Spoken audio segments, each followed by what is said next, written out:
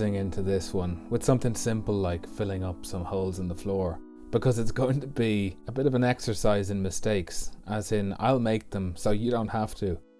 We're getting back into some bodywork here, more than I ever expected or wanted to do. So starting with one of the rear corner panels, I made sure that the repair areas, the paint was feathered back, and then pulled some filler evenly across the area.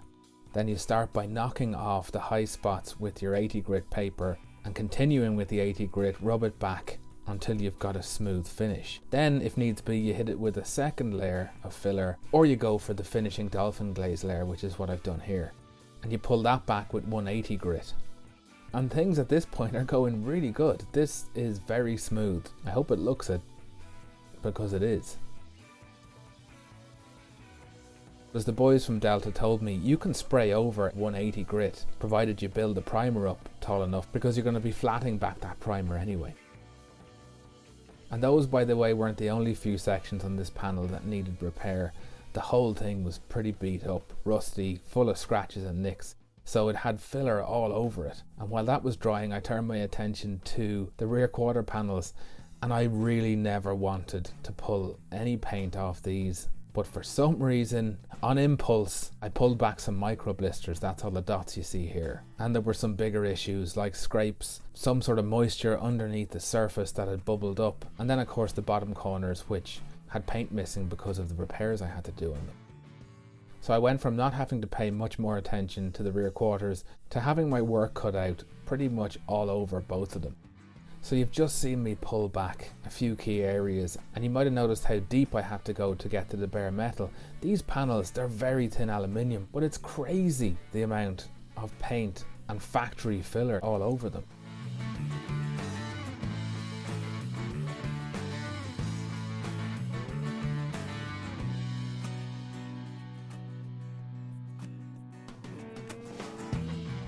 So with the filler gone off, I could start the first round of sanding on this one. And you can see after the first skim of filler, we've got some low spots here. But Garan Sai said over and over that it'd be rare you'd only go for one skim of filler. Now a word on applying this stuff, what I have found is that the applicator you get with your average tin of filler is just too thick. It's actually too small and it's too thick, so there's not really much flex in it. So get rid of that. Any old plastic card, credit card style thing, far better to use, I find. It's got a bit more flex in it so that you can match the curve of a panel as you pull filler across it. The second round of sanding went well, and I went straight into the dolphin glaze. Now here's another thing. The little compressor, I've been in two minds about buying one for years, because I thought all you can ever do with a little compressor like this is pump up a few tires. I just use it all the time now, and especially for this filler work, it means that you will guaranteed blow all of the little bits of dust out of any pinholes that are left in your filler layers. And that's what dolphin glaze really is for. It's not a filler in itself, it's just to fill tiny pinholes that the normal filler is prone to. I did spend days on all of these panels, days and days, and I learned a lesson, because the 2/4 panels, they just didn't turn out that well at all. I thought I had a reasonable finish on all of the filler work, and so I flatted back most of the rest of the panel. I wasn't going to spray the top half, wiped it down with some panel wipe, hit the bare metal areas with some etch primer, and then gave it its first high build primer coat. And this is when things started going severely downhill. The first rattle can, it took ages to get the marble inside it loose and rattling around, so I shook this can for so long until my arms ached, and still when I sprayed it, it shot spatter just all over the panel, and I should have stopped, but I didn't. I just kept going. I was so tired. And now the panel looks like I've added silicate to it to make it non-slip. Well, there was only one thing for it, and that was to let it go off and see what we were dealing with then. I just didn't want to get into trying to rub off the paint before it dried. By the time I got to the second panel, the rattle can was behaving a little better. It still wasn't perfect, but it wasn't bad. So all three panels got etched and then primed. And isn't this rear panel looking good? I mean, yeah, I know the primer is a little bit ropey, but you can see the panel is smooth. So once they went off, I had to test an area to see whether it was going to be flattable. If I could flat back all this spatter, then we're all right. And to be fair, it did come up smooth.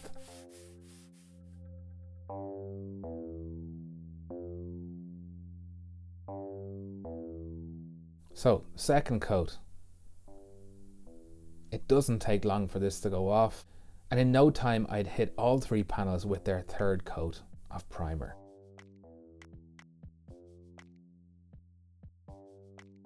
Once that had gone off, a quick once over with panel wipe, and I hit them with colour. And straight away, that first panel with the bad spatter, I hadn't flatted it back nearly enough. Plus, I noticed some dents in it that I just hadn't seen before. But all in all, the filler work is good.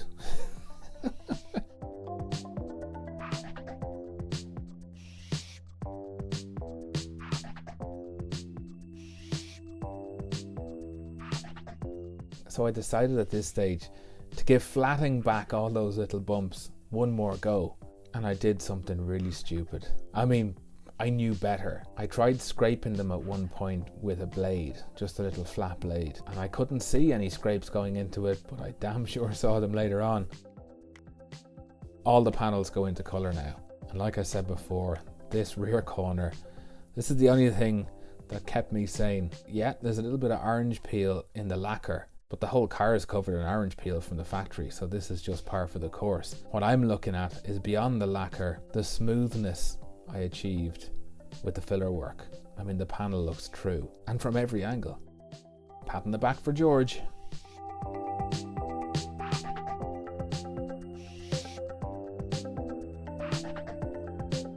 By the way, before I did any of this, I had prepped and primed the inside of these rear corner panels. They're almost the only steel panels on the exterior of the car. They're the only things prone to actual rust, and so I wanted to give them as good a chance as possible.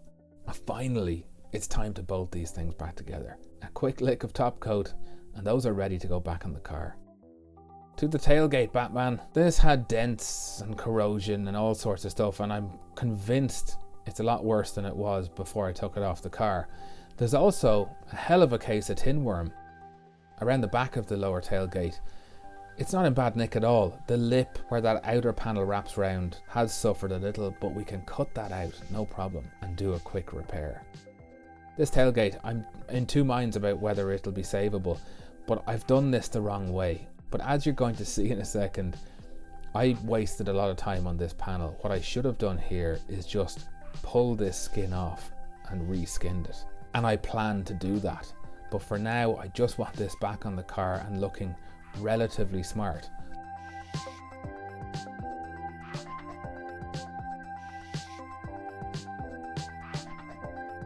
So in with some fresh steel, and look at this. I can't say for sure if this panel was warped like this before I started playing with it, but it's certainly gotten worse, and it's definitely warped now. So I went at it with the hammer just to get rid of some high spots, and watch the panel change shape as I hit these high spots. First it pops one way,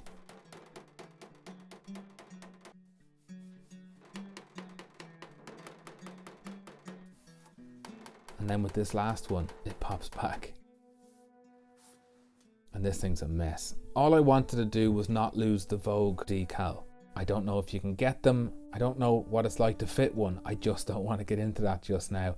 And I didn't want to have to spray the whole of this panel anyway. I wanted to just maybe feather it out, but I realized early on I was going to have to spray the whole lower section at least. And in the same way as I did the rear quarters, I was going to use the natural fall of shadow underneath the overhang on the lower tailgate to hide the transition between the new paint and the old. Now in hindsight, I'm going to say that this panel was as prepped as I was prepared to make it, but the reality is it wasn't prepped enough. And about the Vogue decal, I don't know why. For some misguided reason, I decided I would try and feather the new paintwork up towards the decal, but not right against it. That if the paint match was relatively close, you just wouldn't notice it. The last thing I wanted was like a step from the new paint down to the decal. So I masked it with that feathering trick, and I didn't do it well at all. But there was no step from the new paint to the old, so in that sense it was a result. Then I stenciled the masking tape over the decal, and hit the whole panel with colour. How could I possibly expect a decent colour match when the undercoat is part primer, part original paint? Oh dear. But in the dark light of the shed, the rest of the panel doesn't look terrible. It is terrible. You will notice that when it's out in the wild.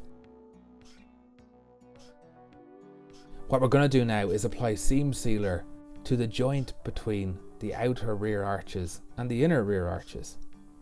And this is something I know a little bit about, because this is a 57-foot blue water catamaran that I lived on for 4 months. Give or take 120 feet, the whole deck is sealed to the hull with sealant. And guess who did it? Yep, up a scaffold until 4 a.m. in a Spanish enclave of Morocco. And I can tell you proudly that as far as I know, that boat, having essentially circumnavigated the globe since, and probably 5 or 6 years later, is still floating on my application of sealant. So what do? Well, the first thing is you slash cut the nozzle of the applicator roughly to the width of the joint you're going to fill. And the angle of the slash, again, you should offer the uncut nozzle up to your joint and see what angle is comfortable for you to use the applicator at, because you're going to use that slash cut to drive the sealant into the joint. Now, you've probably seen somebody running their finger down this, and that's fine, but it's not always necessary to have to do that if you do a neat job. And you can see here, this section, I haven't done this very well because again, the camera was kind of where my arm needed to be, but here's a good section. This is how good it can be, and this is perfectly adequate. There is no need to rub a finger through this. In fact, with certain sealants, the thinned out part that is left by your finger towards the edges is the liability. It's the first place that will be undermined if water or stones or anything comes in contact with that edge.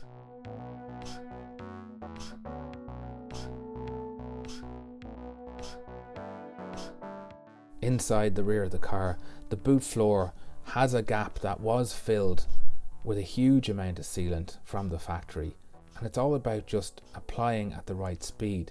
The place to actually watch what's happening is ahead of the nozzle. You can see here, if you bring your line of sight to ahead of where the sealant is being applied, you'll do the best job.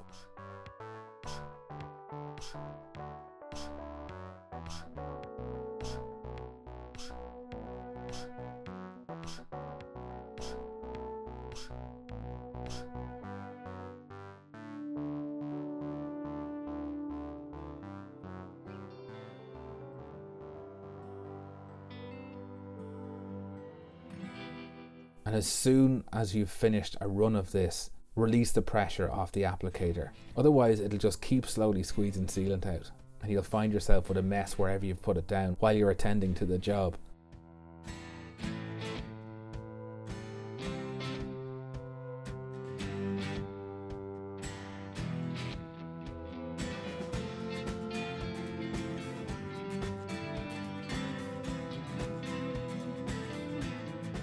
So with the seam sealer done, why don't you kick back? Because here comes the payoff.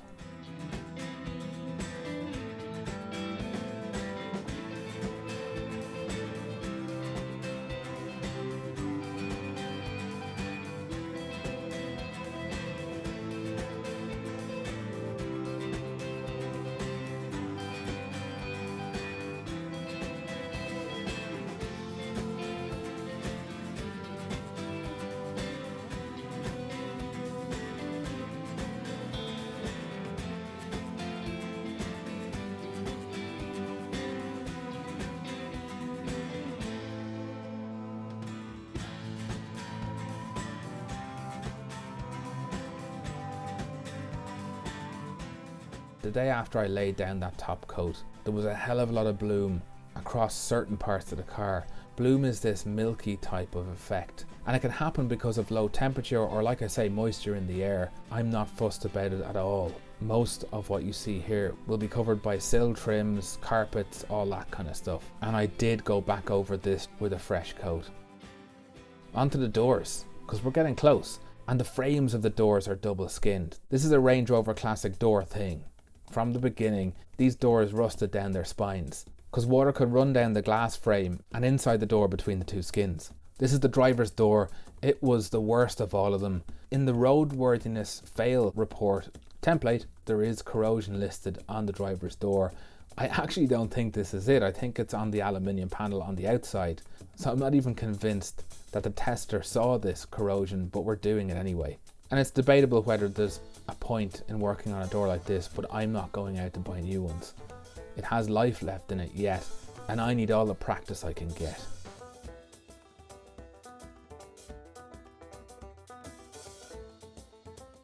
So there were 2 repairs on the driver's door and a single on the passenger front door. Template.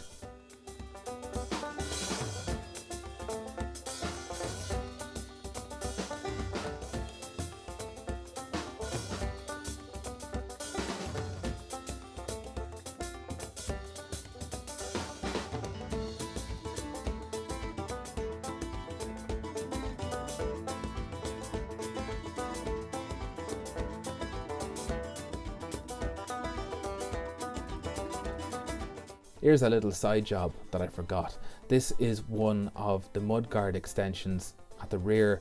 I forgot to let that hole into it, the one that takes a drain pipe from the sunroof. Now, rear cross member, this is the old one. This lip, we need it. We want to transfer it over.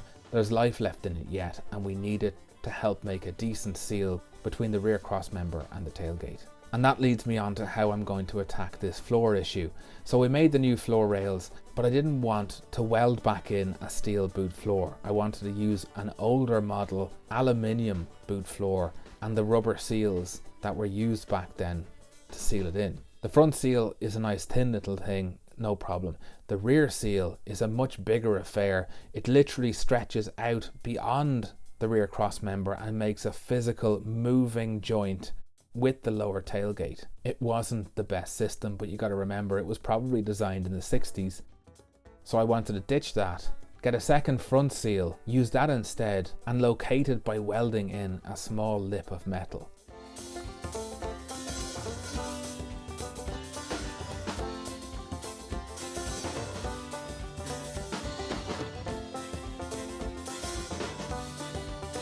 This welding is okay. It's continuous, let's put it that way. Some parts of it look better than others.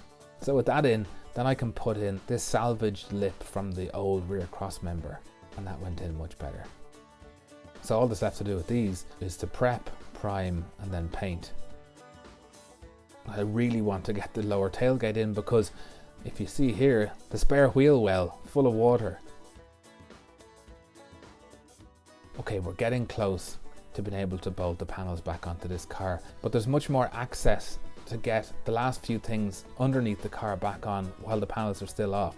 So the first thing is the anti-roll bar.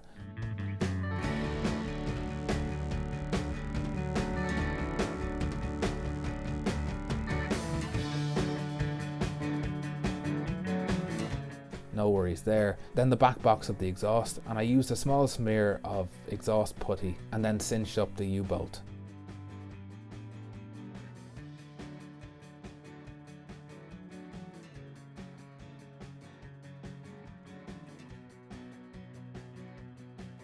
One last little job. I forgot that a bracket existed to hold the fuel injection ECU. I don't want to have to do any welding inside this car once the doors are back on, so that was the last thing that I put in. And with that, another day was ended by incessant rain. So that's where we're at. And I decided after umpteen days like this, the weather gods are trying to tell me something. They were whispering, time to release an episode.